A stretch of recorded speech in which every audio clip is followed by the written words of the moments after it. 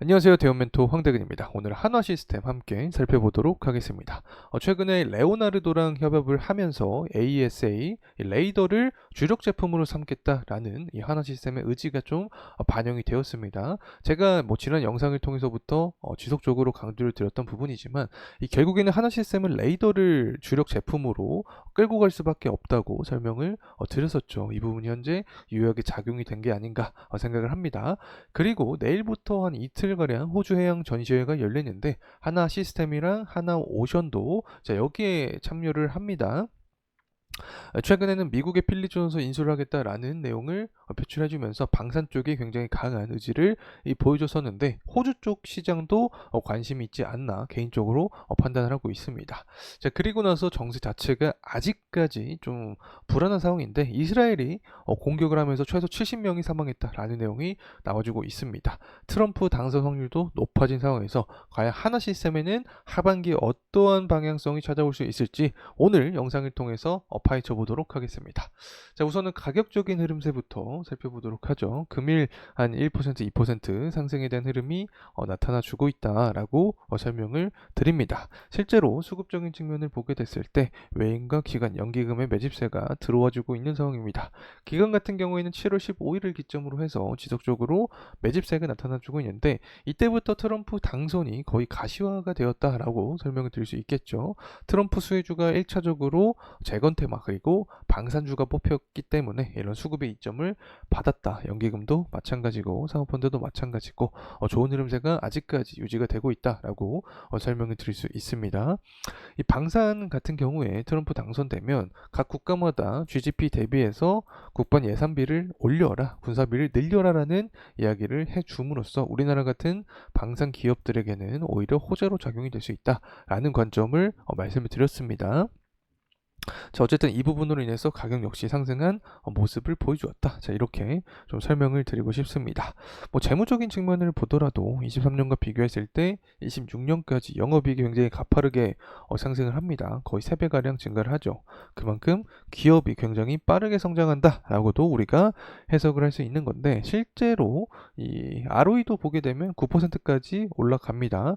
물론 23년과 비교했을 때는 다소 감소된 모습을 보여줄 전망을 하고 있긴 하지만 지속적으로 기업이 성장한다라고 해석을 할 수 있겠죠. 어쨌든 내용 하나하나 살펴보도록 하겠습니다.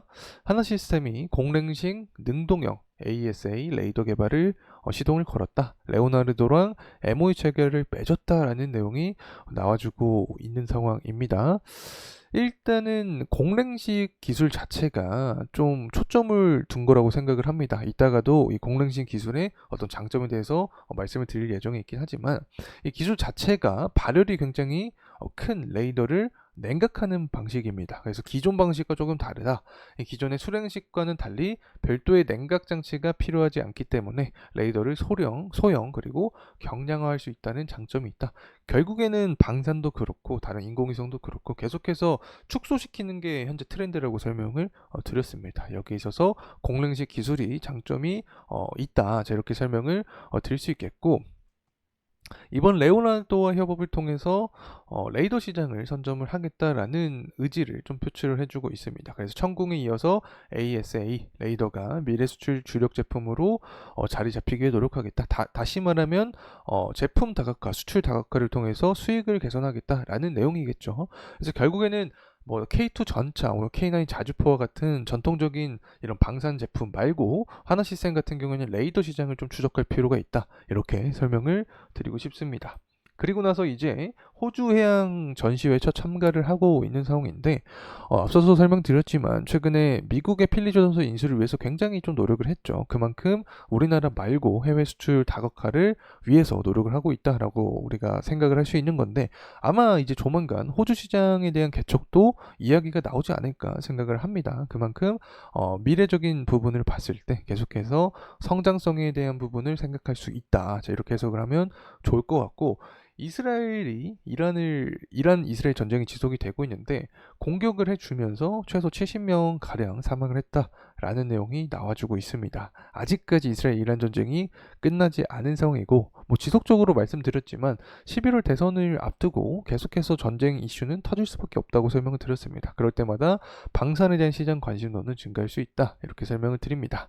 또 트럼프 당선 가능성이 높아졌는데 여기가 좀 핵심 포인트라고 봅니다. 이 트럼프가 당선이 됐을 때 금리 인하를 실시하겠다라는 내용이 나와주고 있습니다. 그러면 그 전에는 인하를 하지 않겠다라는 내용인데 연준은 지금 9월 달에 금리 인하를 하겠다 의지를 표출해주고 있죠. 그렇다면 여기서 입장 차이가 존재를 하는 상황입니다. 실제로 트럼프가 얘기한 대로 본인이 당선이 되고 11월 이후 내년에 금리 인하를 시행을 할 수 있게 되는 건데 그러면 24년 하반기까지는 강달러 기조가 유지가 될 수 있다고 생각을 합니다. 그리고 강달러 고환율에 대한 수주가 방사주기 때문에 하나 시스템도 관련된 모멘텀을 받을 수 있다 이렇게 볼 수 있겠죠. 혹은 연준이 본인 스탠스대로 기준금리를 9월달에 인하하겠다라고 하면 강달러에 대한 기준은 다소 꺾일 수 있지만 유동성 자체가 시장에 불면서 증시는 부양된 모습이 나타날 가능성이 높다. 자, 어쨌든 양측 모두 수혜가 될 수 있다. 이런 관점을 좀 말씀을 드리고 싶습니다. 그래서 어쨌든 환율 자체가 현재 1384원 정도를 형성해주고 있는데 트럼프가 말을 한 대로 본인이 얘기를 한 대로 본인이 당선되기 전까지는 금리 인하를 안 하겠다라는 기조가 유지가 된다라고 하면 24년 전반적으로 강달러가 유지가 되겠죠. 그래서 환율이 1400원 구간까지 근접해준다라고 하면 고환율에 대한 수혜로 하나 시스템 상승 탄력을 받을 가능성이 있다라고 생각을 합니다.